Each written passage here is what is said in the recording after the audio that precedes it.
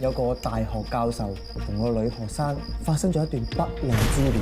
唔通阿詩係為情自殺，而佢師生戀嘅對象係 Doctor Cool？ 血啊！荷花池冤魂不散，記得佢係為你而死。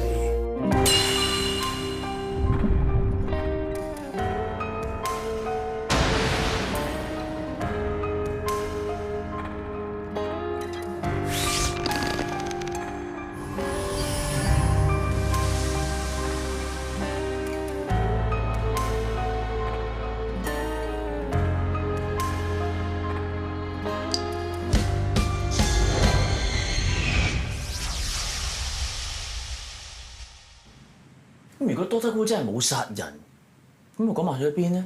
其實 Doctor Cool 佢要扮鎖匙伯伯，我已經覺得好奇怪。佢係 department head 嚟噶嘛，不嬲對學生嗰啲活動佢都冇興趣㗎。咁佢唔係唔小心撈亂咗條鎖匙喎，佢係特登扮鎖匙伯伯交換你條鎖匙喎。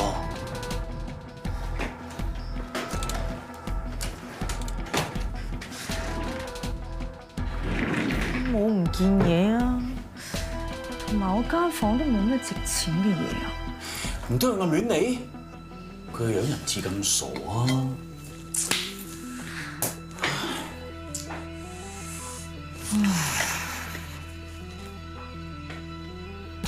哇！啲排序亂晒嘅。冇咩唔妥啊！由大分類到雜項、宏觀到細分，一般文作學分類都係咁排㗎。你老師，我老豆，處女座。佢分完類之後啊，仲要根據第一個字再用四角法再排多次㗎。佢話咁樣咧簡單易明喎。細細個教背埋嗰啲咩啊？一橫二垂三點立，點下帶橫變零頭。叉四拆五方塊六，7個88小時9。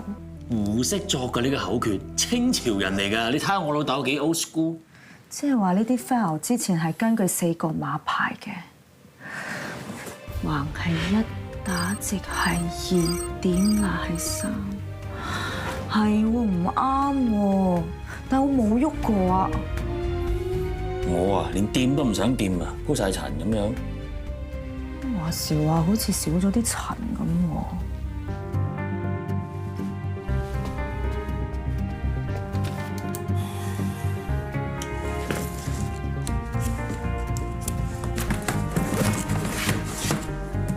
搞掂，根據4個碼先前應該咁排嘅。即係有人拎嗰啲 file 出嚟，然之後用民族學歸類法去排翻好。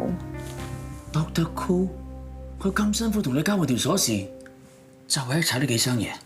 但係佢死都唔認入過我間房喎。咁佢炒過嘅嘢，可能就係關鍵啦。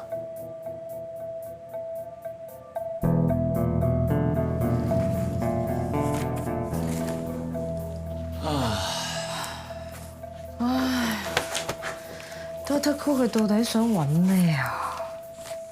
喂，民族學系刊，原來每一期都有一欄係專講校園鬼故喎。我呢一期講荷花池鬼故啊。老師寫嘅喎，夜晚12點喺荷花池旁邊，若有女子問你時間，千祈唔好答佢，否則會被拉進池底。點解冇講到師生戀嘅？我睇緊下一期啊！喂，呢度有人投稿反駁荷花池傳說錯漏百出，枉作者自命民族學家，居然遺留咗歷史嘅黑暗面，教授搞女學生。呢度一名女生與已婚教授相戀，二人約定私奔，半夜12點在荷花池，教授冇赴約，女學生傷心之下投河自盡。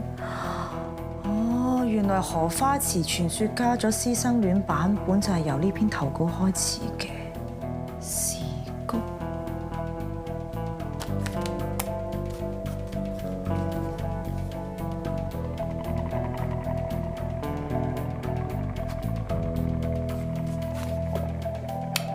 顧在容，呢篇係顧在容寫嘅，定係有人扮佢寫㗎？喂，不如問下個編輯啦。慘7年前喎，編輯係邊個？羅煥豪。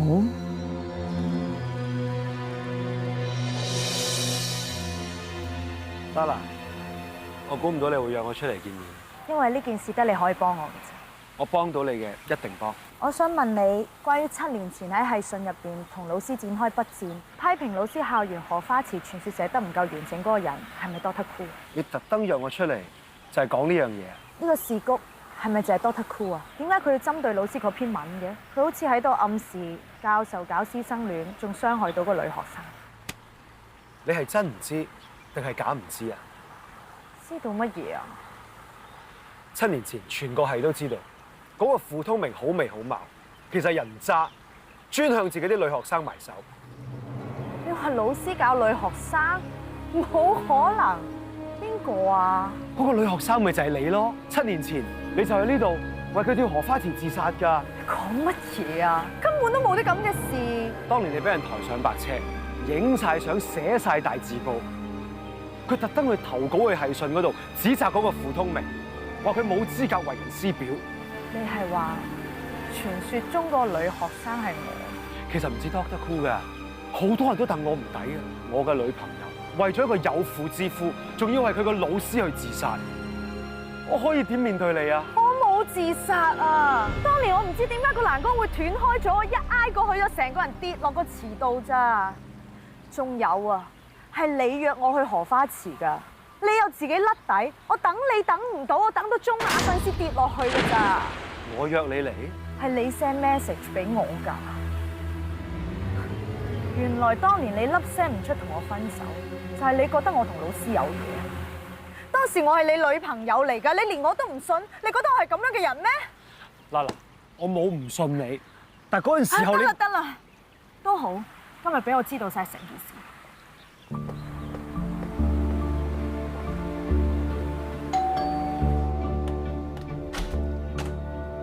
嚟咗啊！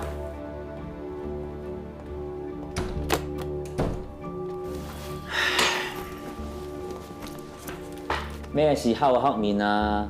你咪揾阿羅煥豪問下系信筆戰單嘢嘅咩？冇料到啊！我以為有料我先上嚟嘅咋。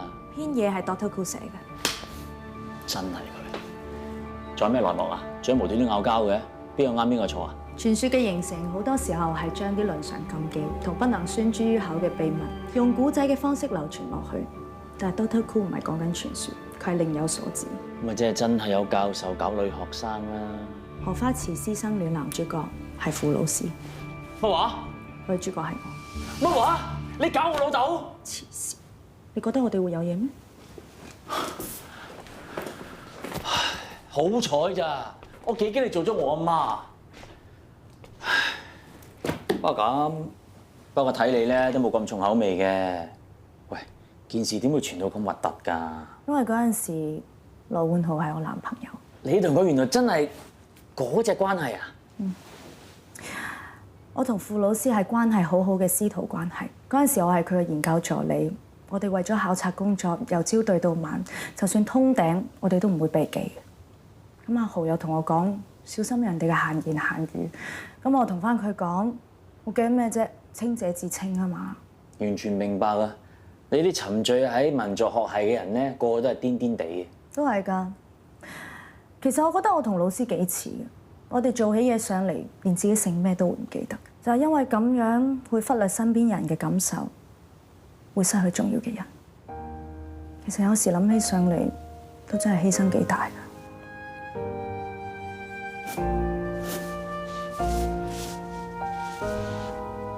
做咩啊？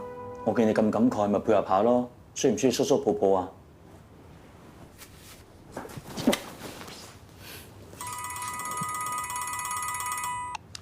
喂，頭哥，嚇提早埋版？有啊，我有幾張大學舊相啊。喂，我 scan 俾你啊，不如解像度高啲啊。好，你等收嘢。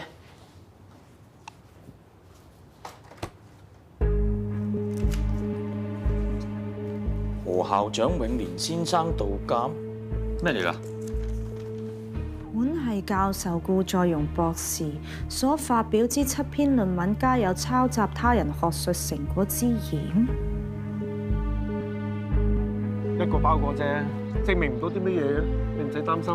況且你爹哋清白。Dr. Cool， 迎新嗰晚你扮鎖匙伯伯同我調換咗鎖匙，係咪為咗入我房攞呢份？呢份係傅老師寫俾校長，打算告發你抄襲論文嘅信啊！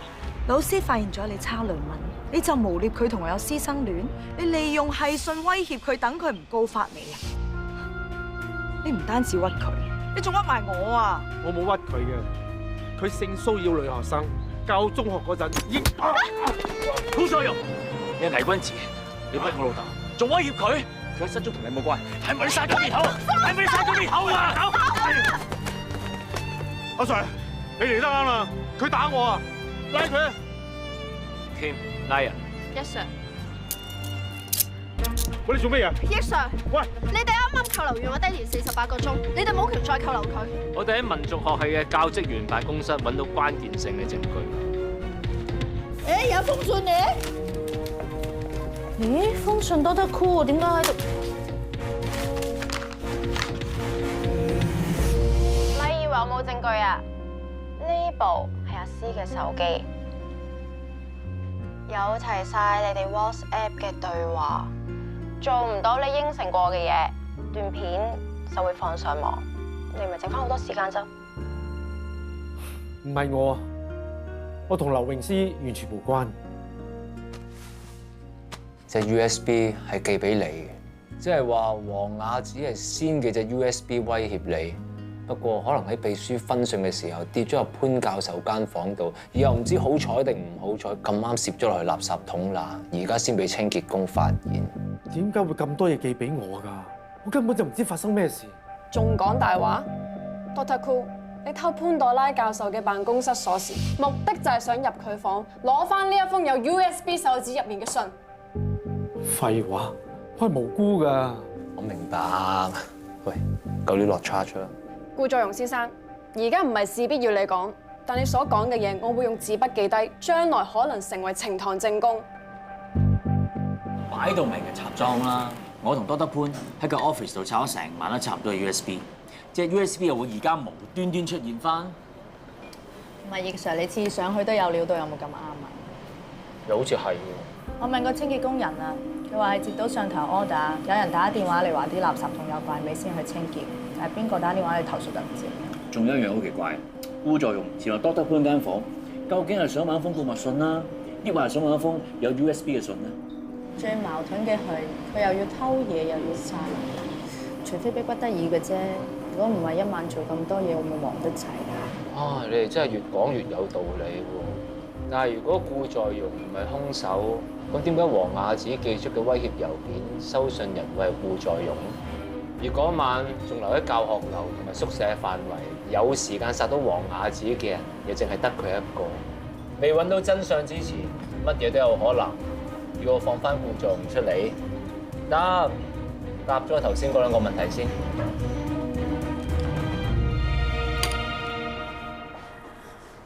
如果唯一一個1點半之後仲可以入到呢間房嘅顧再容唔係真兇嘅話，咁即係話個真兇為自己製造咗不在場證據。點製造啊？1點半鐘我哋仲喺樓下飲乜熱湯喎？唉，我都未諗到㗎。喂，不如你去買個欖尼龍繩同埋一罐牛尾湯翻嚟，我哋將成個案件重演一次。你諗㗎嘛？不如你買好唔好啊？我係教授，你係學生。This is an order。OK， 有權利就有義務，俾機俾鬆手啲啊！好，應承你。自奇。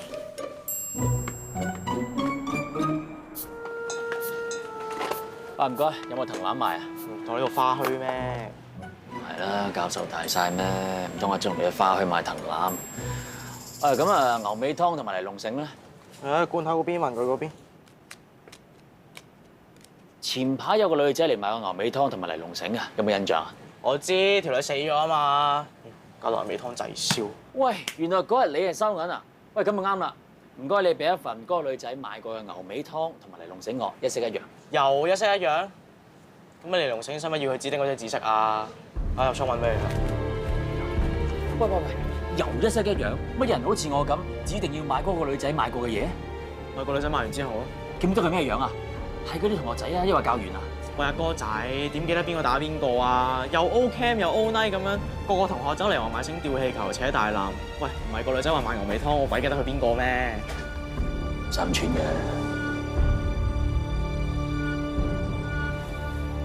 喂，得未啊？得啦，吹乜鬼啫？放啦而家。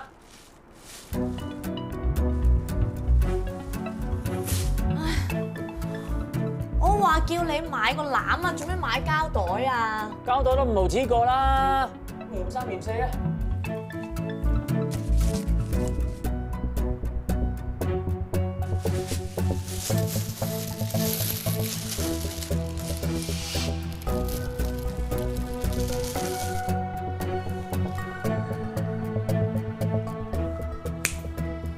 你做咩唔上嚟啊？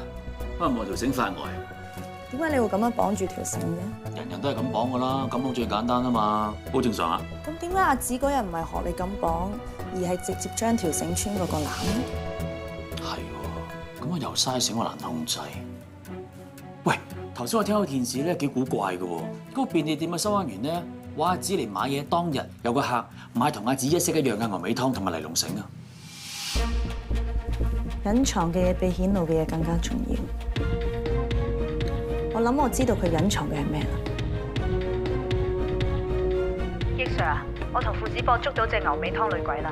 如果你想見佢嘅，今晚10點男生宿舍房等。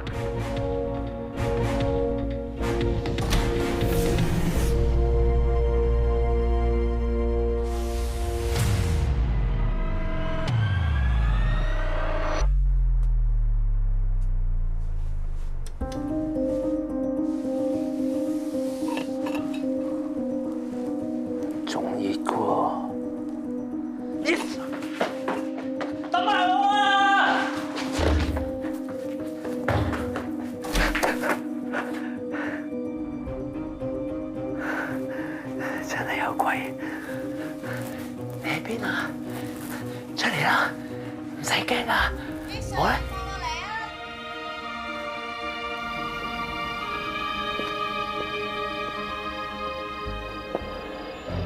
頭先你喺男生宿舍見到牛尾湯嘅時候，女生宿舍根本就冇人。但係個籃係向上收翻上去嘅喎。好簡單啫。嗱，當時咧呢條紫色嘅尼龍繩就穿過呢個籃，再經過女生宿舍天花板呢個鐵鈎，通過呢個窗，直接垂直落兇手嘅手中。而兇手一早就將牛尾湯準備咗放喺個籃裏邊，直接掉落嚟俾我哋。呢個就係你見到嘅情況啦。你攞湯之後，我又收翻個籃。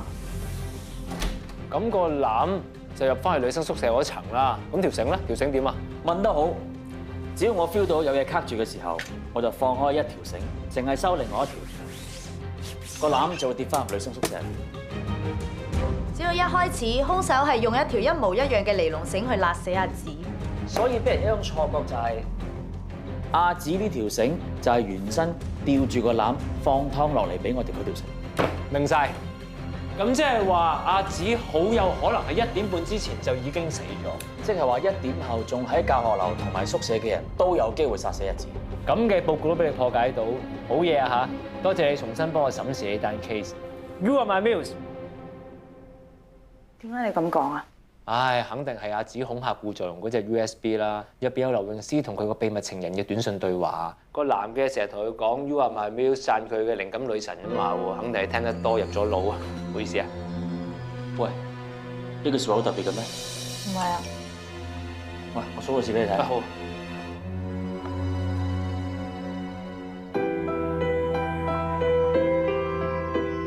究竟呢3個論文題目我做邊一個好咧 ？A 咧我係最有興趣嘅，但係嗰個原創性又唔夠。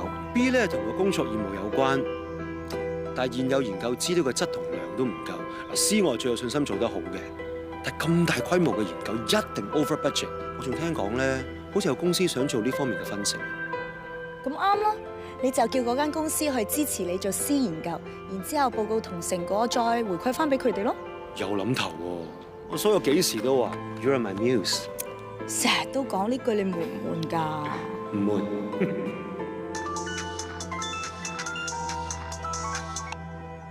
阿豪，今晚 cancel，唔好嚟荷花池。發生咩事啊？喂，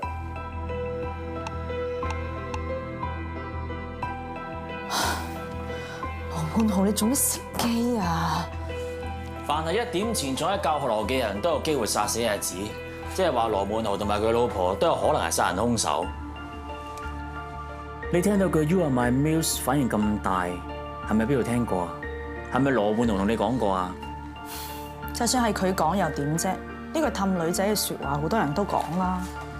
劉詠詩同個秘密情人有不倫之戀，嗰個如果唔係顧仲嘅話，就好有可能係羅冠豪噶啦。呢個世界咁多男人，都可能係你添啦。唔該，你冇證據，唔好喺度估估下。我有嘢做，出去。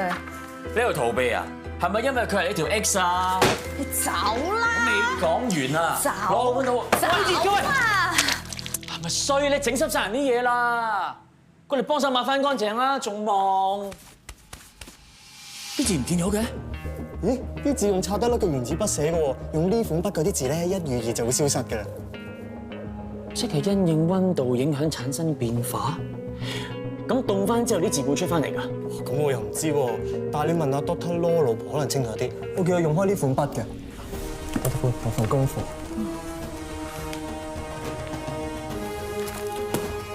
你都知道呢啲收件人消失嘅包裹盒可以我嚟做咩㗎啦？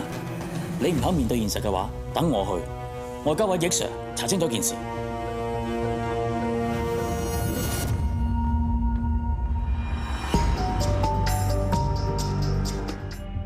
你要嘅嘢喺晒度啦，但係我查過㗎啦，呢啲擦得甩嘅墨水咧，遇到65度高溫咧，啲字就會消失；去到0°C10度咧，啲字就會重現。好，而家萬事俱備，只欠冷凍啫。Thank you。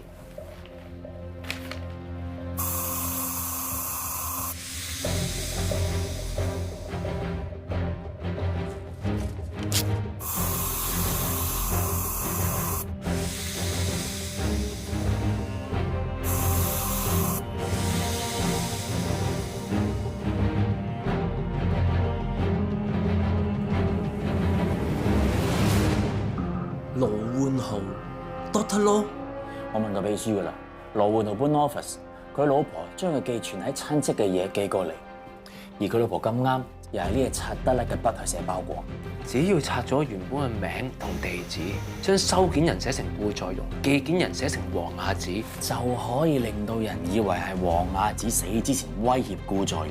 咁嗰啲荷花血書同埋 USB 真係黃雅子死之前我哋威脅人嘅。不過咧，個目標唔係顧在容，而係羅冠豪。羅冠豪先係真正同劉詠詩有不倫之戀嘅人。哇！插贓嫁禍、順水推舟呢一招真係夠刁鑽啊！成件事就係咁，羅冠豪為咗擺脫黃雅子嘅威脅，而搞壇牛尾湯傳說去殺人滅口。OK， 聽朝拆完啦就拉人。你立硬功㗎啦，不過第一手資料一定留翻俾我。哇！呢啲嘢咪仲要講啊嘛？真係要講㗎。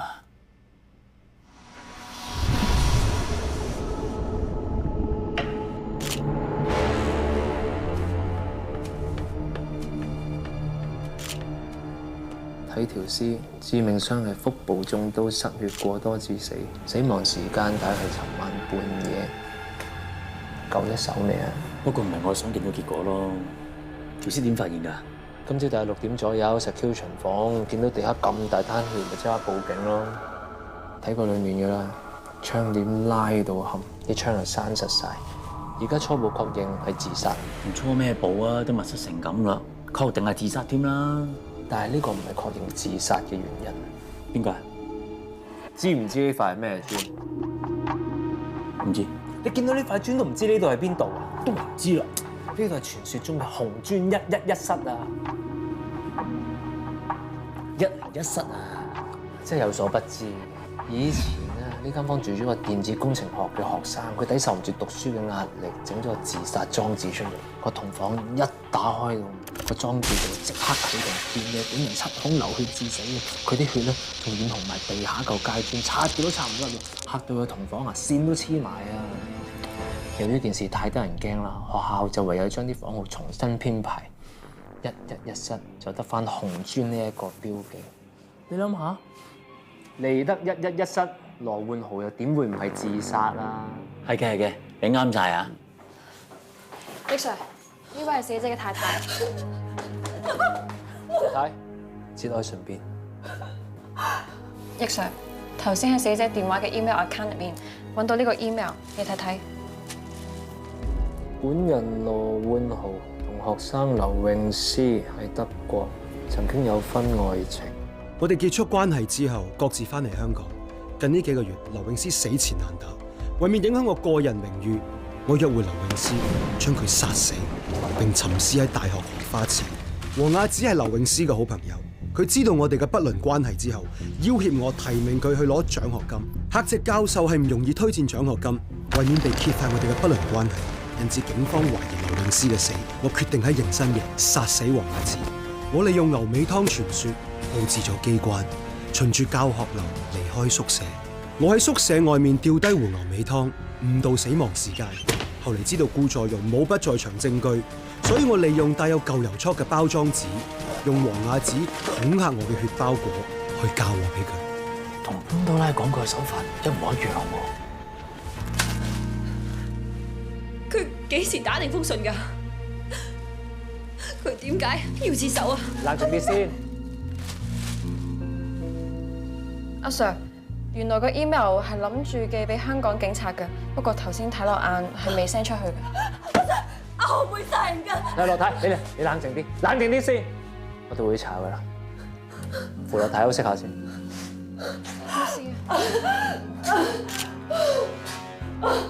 喂，伙計啊，想問下咧。喂，Sir， 你只可以 close file 㗎啦，我唔阻你做嘢啦，我翻去報料啊。得，電話聯絡。咪走住。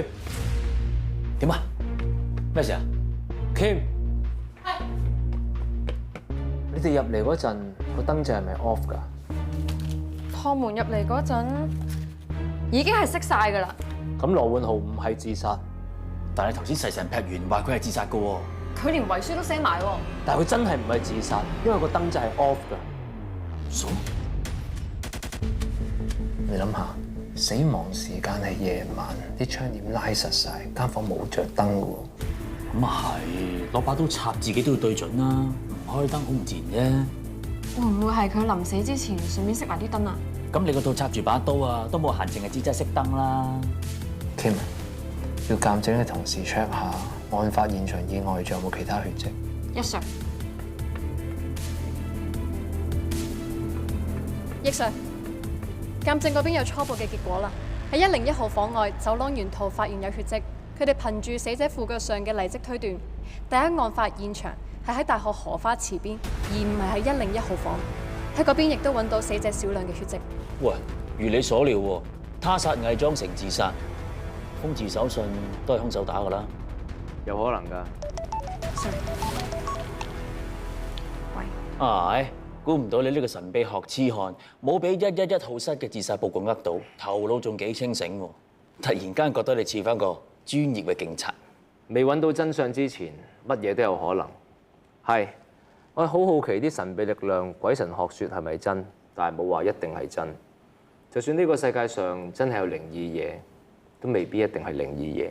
你呢單嘢夠晒靈異啦，正經到十足十可以俾鬼上身咁啊！你個 Doctor 潘點醒咗我，唔可以俾傳說蒙蔽，等犯人得逞，逍遙法外。乖仔，仲聽話過我呢個學生喎。你吉咗我2次咯。我讚緊你喎。我嬲㗎啦。已經 recover 咗羅煥豪嘅電話記錄啦。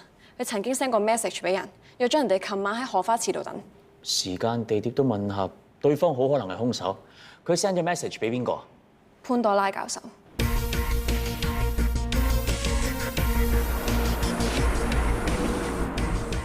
琴晚12點你去咗邊啊？我去咗我老師傅通明教授屋企度執嘢，差唔多10點3執到12點半先走。有冇人證啊？冇。梗係冇啦，因為你去咗大學荷花池度同羅煥豪見面，兼且殺埋佢。我冇啊，佢係有約過我，但係打電話嚟取消咗啦。係有記錄啊，但係冇錄音啊嘛。佢係打電話嚟提醒你記得準時到咋嘛？唔係啊，佢真係打電話嚟 cancel 㗎。如果真係 cancel， 咁佢個人又去荷花池？係喎，cancel 咗仲要去荷花池。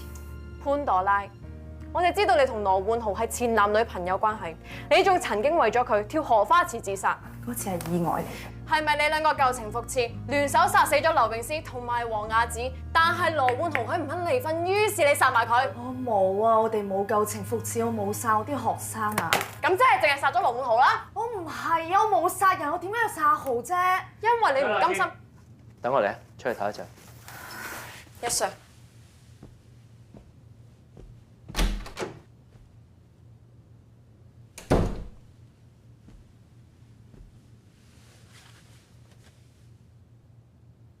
係咪連你都唔信我啊？如果係，我冇嘢好講啊。傳說會蒙蔽警察，減低警方破案嘅決心。你咁嘅態度係幫緊個犯逍遙法外。我請你翻嚟警局，係俾緊機會你證明自己清白，同埋俾緊機會你捉真兇。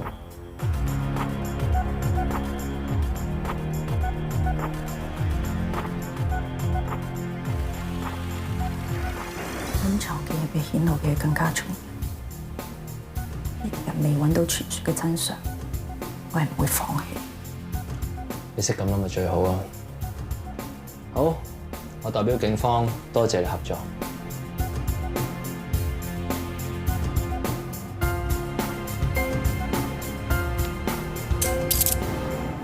而家正式拘捕你。哇！潘多拉，你而家呢個碌咧10足10，我已經開啲反咁樣。一日都係你啊，搞到我咁。你而家身份係疑犯嚟㗎，我梗要跟足法律程序做嘢㗎啦。你諗下，如果我唔敢做，我點帶嚟現場案件重演啊？仲有啊，我好叻啊，我洗走咗阿 Kim 啊。咁佢咧？講極都唔走，係都要黐埋。哇！有咗呢批沙龍啊，我不如定個台油啦。哼！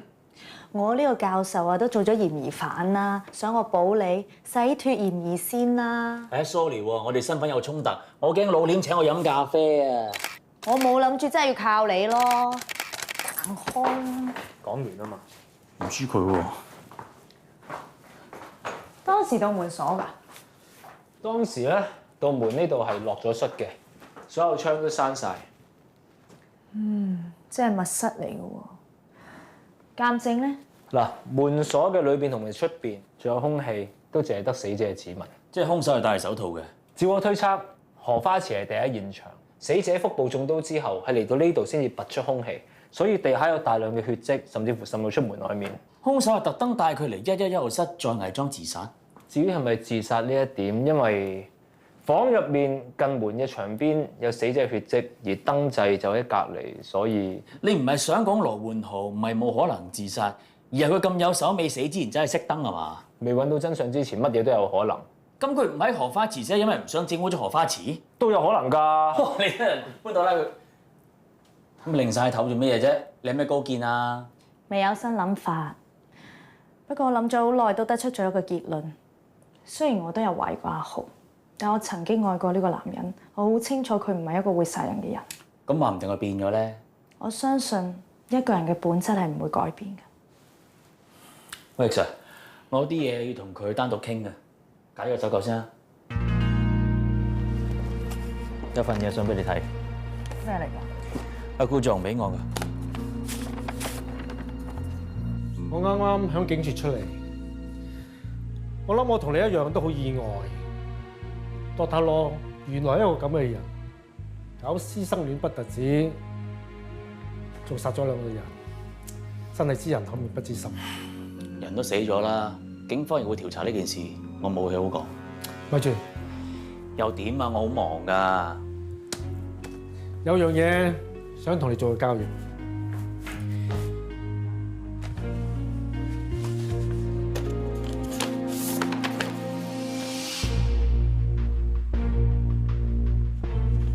呢份咩嚟㗎？係令尊翁教中學嗰陣嘅絕密檔案，因為性騷擾女學生而靜雞雞俾人及者。生安白做，揾鬼信啊！唔信你咪查下咯。至於我有冇抄襲，就見仁見智嘅啫。但係性騷擾女學生一定係罪無可恕。不如咁咧，一人讓一步，當所有嘢冇發生過，我冇抄襲，佢冇性騷擾，呢個交易有你着數。老師唔會係咁嘅。雖然我唔妥我老豆，但係我好清楚佢係為人。你相信羅煥豪，我都信我老豆。你話過，一個人嘅本質係唔會變嘅。你睇下份報告入邊，到底係邊個告我老豆性騷擾？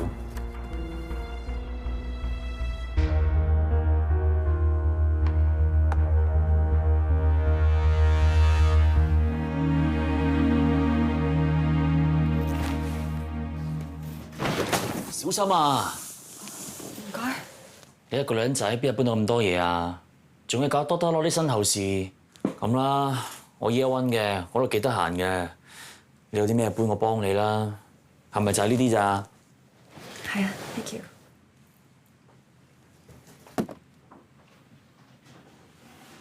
係喎，嗰啲箱有冇嘢紮住佢啊？冇嘅話，裏邊啲嘢好容易倒晒出嚟嘅喎。有冇尼龍繩啊？冇。一係我留低幫你執嘢，你嚟買尼龍繩。好啊，唔該。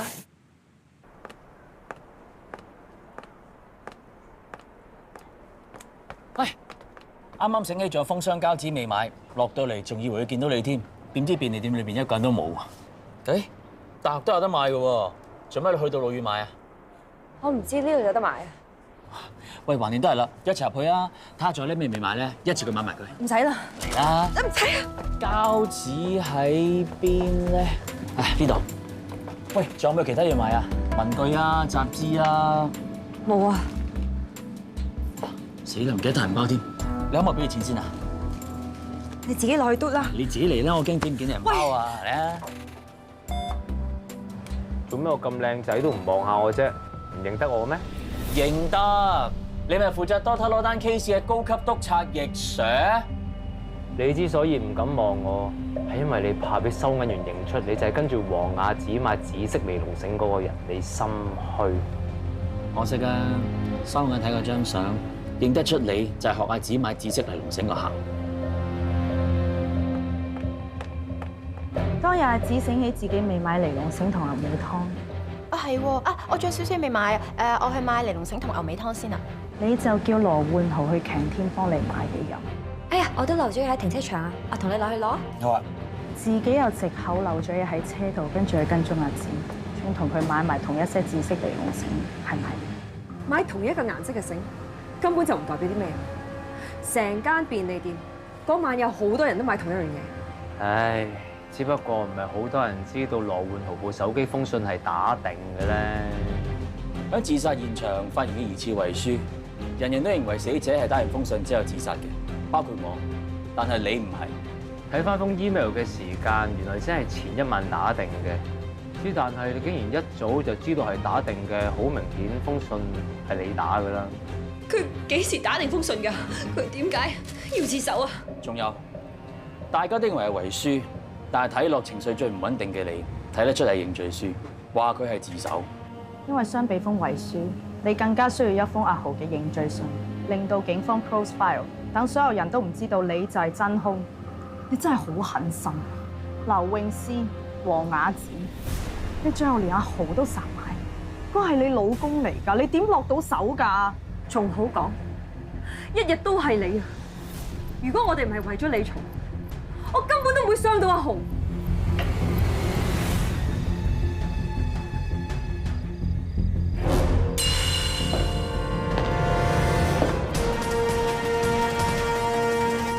原來真係你。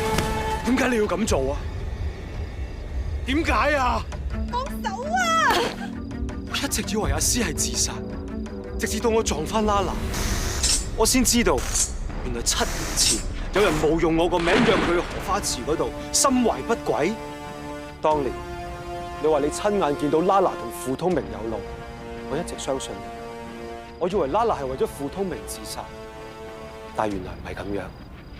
係你冒認我個名約佢出嚟， 7年前你對 Lala 係咁，7年後你對阿詩係咁，今晚你都仲係咁。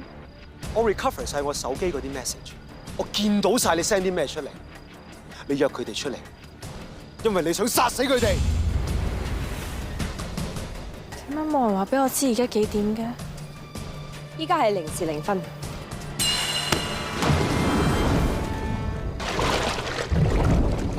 Lala 好彩冇事，但阿詩就冇咁好彩，係你浸死佢㗎係咪？仲有阿子啊，嗰日咧你咪堅持話要執嘢執到好夜嘅，1點鐘我話走，你話要落去廁所，你根本唔係去廁所，你係去咗女生宿舍殺人。點3我哋一齊走，你話要落去撳嘢飲。後乾啊，我想講邊撳嘢飲，你飲唔飲啊？其實你唔係去撳嘢飲，你係去吊牛尾湯落男生宿舍，誤導黃雅梓嘅死亡時間。劉詠詩死纏住你，黃雅梓又要挾你，我係為咗你先去殺人嘅咋。而家我哋講緊殺人，呢啲全部都係人命嚟㗎，係咪所有埋我身個女人你都唔放過佢啊？你隨隨便便就可以攞走佢哋條命，你幾時變得咁恐怖、咁得人驚啊？我做所有嘢都係為咗你啊！我為咗你，我連殺人都敢啊！你而家話我恐怖，呢啲通通都係藉口。你中意嗰個係潘多拉啊嘛，你根本就冇愛過我。我為你做咁多嘢，你仲約潘多拉過嚟荷花池度幽會，喺度拉拉扯扯啊！就係為一啲咁少嘅事，你今晚又約佢出嚟，想殺死佢啊？你中意阿詩，都係因為佢似潘多拉啫嘛。一日潘多拉仲在生，你一日都唔會忘記佢噶。其實你唔使為我做咁多嘢，我哋咁樣落去真係唔 work 噶。我今日嚟之前咧，我諗清楚噶啦，不如我哋分開啦，咁樣對你對我都好。我哋唔可以分開噶，你係我噶，冇人可以搶走你噶。冷靜啲啦，好唔好？我哋分開好唔好？唔好啊！你醒啦，好唔好？唔好啊！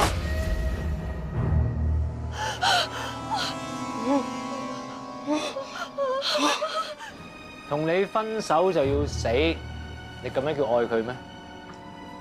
你講到乜嘢都係為咗佢，其實係因為你嘅妒忌心同佔有慾啊！講到尾，你殺人就係為咗泄憤，你真係好自私、好殘忍。不去知過去、今天、以後怎走更遠，所有的昨日埋藏了意義，不記得哪裏起點，明日便沒紀念。我是我，隨年隨月那片段，如當天的他不出現，如命運並未及時轉，這日誰來提示我，來渡過險惡與考驗？誰親手改寫這一段？誰活着就像平行線，誰也難扭轉。